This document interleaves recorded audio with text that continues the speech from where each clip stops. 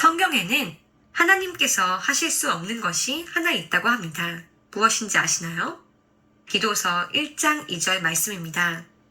영원한 생명의 소망 안에서 사도가 되었는데 이 생명은 거짓말 하실 수 없는 하나님께서 세상이 시작되기 전에 약속하셨으나 이 구절처럼 하나님은 거짓말 하실 수 없고 약속하신 것은 꼭 지키시는 분입니다. 예수님께서는 여러 번 영원한 생명을 받은 자들은 지옥에 가지 아니한다는 것을 그분의 말씀을 통하여 약속하여 주셨습니다. 요한복음 5장 24절 말씀입니다. 진실로 진실로 내가 너희에게 이르노니 내 말을 듣고 또 나를 보내신 분을 믿는 자에게는 영존하는 생명이 있고 또 그는 정죄에 이르지 아니하리니 사망에서 생명으로 옮겨졌느니라. 이 구절에서는 사람이 예수님을 믿는 그 순간 그 사람에게 영원한 생명이 이미 있음을, 그리고 미래에 지옥에 가지 않을 것임을, 그리고 이미 사망에서 생명으로 옮겨진 존재임을, 그 사람이 구원받았음을 이 세 시제를 통하여 이야기하고 있습니다. 요한복음 10장 28절 말씀입니다. 내가 그들에게 영원한 생명을 주노니 그들이 결코 멸망하지 않을 것이요 또 아무도 내 손에서 그들을 빼앗지 못하리라. 여기서 아무도는 우리 자신 또한 포함합니다. 우리가 구원받은 후 짓는 죄들은 이미 예수님께서 지불을 마치셨기 때문에 우리를 예수님의 손에서 벗어나게 하지 못합니다. 왜냐하면 믿는 그 순간 우리는 하나님의 자녀로 다시 태어났기 때문입니다.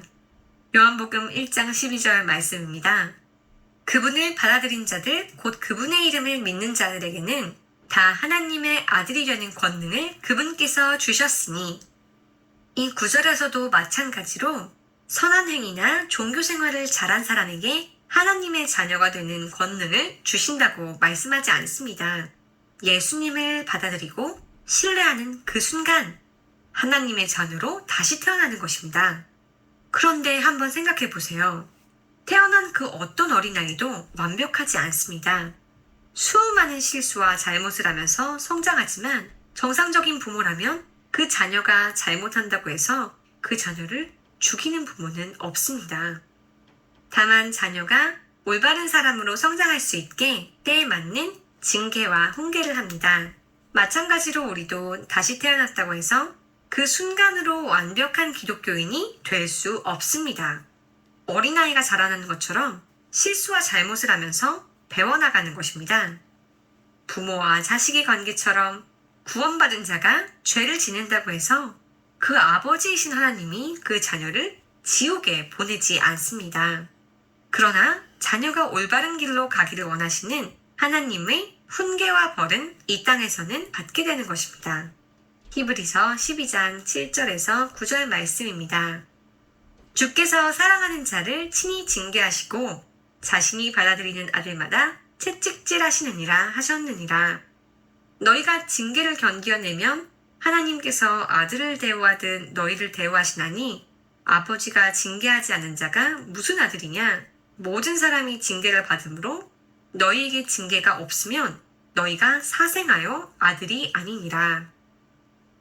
그렇다면 오늘 예수 그리스도를 믿고 하나님의 자녀가 되고 영생을 받았는데 몇십 년 후 살인과 같은 큰 죄를 저지른다면 천국에 갈 수 있을까요? 정답은 살인하지 않는다고 천국에 가는 것이 아니라 예수님을 신뢰하여 영원한 생명을 받은 그 믿음으로 가는 것이기 때문에 천국에 갈 수 있습니다. 살인을 포함한 어떠한 미래의 죄라도 예수님께서 이미 십자가에 못 박혀 죽으셨을 때, 그리고 사흘 동안 밤낮으로 땅의 중심부에 있으셨을 때 제거하여 주셨기 때문에 그 구원은 취소될 수 없습니다. 그러나 하나님의 자녀로서 그런 큰 죄를 짓는다면 하나님 아버지의 혹독한 징계는 이 땅에서 피할 수 없을 것입니다. 또 하나, 수많은 사람들이 구원받은 후에 자살한다면 회개할 시간이 없기 때문에 구원이 취소되어 지옥에 떨어진다고 생각합니다. 그렇지만 성경에서는 자살하면 지옥에 간다고 말하는 구절이 단 한 구절도 없습니다. 자살 또한 살인의 한 종류로 예수님께서 이미 제거하신 모든 죄의 일부분입니다. 이미 구원받은 사람이 죄를 한 번씩 저지를 때마다 용서해달라고 구원해달라고 말을 해야 할까요? 그것은 마치 자녀가 부모에게 잘못을 저지를 때마다 용서해달라며 저를 죽이지 않고 다시 낳아주세요 하는 것과 같습니다. 만약 당신이 부모님께 잘못을 저질렀는데 평생 사과를 하지 않는다고 해서 부모님께서 당신을 죽이거나 당신은 더 이상 자녀가 아니야 라고 하시지 않은 것처럼 평생 회개를 하지 못하더라도 한 번 하나님의 자녀가 되었으면 그 사람은 영원한 하나님의 자녀입니다. 오히려 성경은 사무엘기에 나오는 사울왕과 사사기에 나오는 삼손의 이야기로 자살을 하더라도 한 번 구원받은 자는 하나님의 자녀이며 천국에 간다는 것을 말씀하고 있습니다. 그 둘 다 어릴 적 하나님을 신뢰하여 구원받은 주님의 자녀였으나 죄 속에서 살다가 끝에는 자살이라는 길을 선택하고 말았습니다. 그러나 성경은 사무엘상 28장 19절에서 사울왕이 천국에 간다는 것을 언급하며 사사기 16장의 삼손의 자살 또한 그의 기도에 응답하신 하나님의 역사임을 보여줍니다. 지금까지의 설명을 잘 이해하셨는지 확인하는 몇 가지 질문을 드리겠습니다. 당신이 둘째 사망에 갈 수밖에 없는 죄인인 것을 믿으시나요? 예수님께서 당신의 과거, 현재, 미래 죄를 사하시기 위해 십자가에 못 박혀 죽으시고 다시 사셨음을 믿으시나요? 예수님께서 여기 서 계시고 예수님께 영원한 생명을 달라고 하신다면 예수님께서 그 영원한 생명을 당신에게 주실까요? 당신이 그분이 행하신 일을 구원의 유일한 길로 믿고 의지한다면 주실 것입니다. 그렇다면 그 영원한 생명을 몇 번이나 달라고 해야 할까요? 아기가 매일매일 태어날 필요가 없듯이 단 한 번만 요청하여도 예수님께서 당신의 믿음을 보고 하나님의 자녀로 다시 태어나게 하십니다.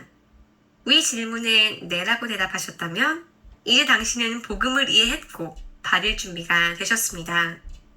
성경은 그런 당신께 마지막으로 이렇게 말씀하고 있습니다. 로마서 10장 9절에서 10절 그리고 13절 말씀입니다. 내가 만일 내 입으로 주 예수님을 시인하고 하나님께서 그분을 죽은 자들로부터 살리신 것을 내 마음속으로 믿으면 구원을 받으리니 사람이 마음으로 믿어 의에 이르고 입으로 시인하여 구원에 이르느니라. 누구든지 주의 이름을 부르는 자는 구원을 받으리라. 지금 예수님께서는 당신에게 영원한 생명이라는 선물을 내밀고 계십니다. 예수님을 마음속으로 신뢰하셨다면 그 믿음을 입으로 시인하여 영원한 생명을 받으시면 됩니다. 제가 간략한 기도로 도와드리고 싶습니다. 이 기도가 신비한 힘이 있는 것이 아니라 당신의 믿음을 예수님께 입으로 시인함을 통해 영원한 생명의 선물을 받기를 원한다는 의사를 밝히는 것입니다. 제가 지금 하는 기도를 한 줄씩 따라 하시되 진심으로 주님께 말씀하세요. 그럼 시작하겠습니다.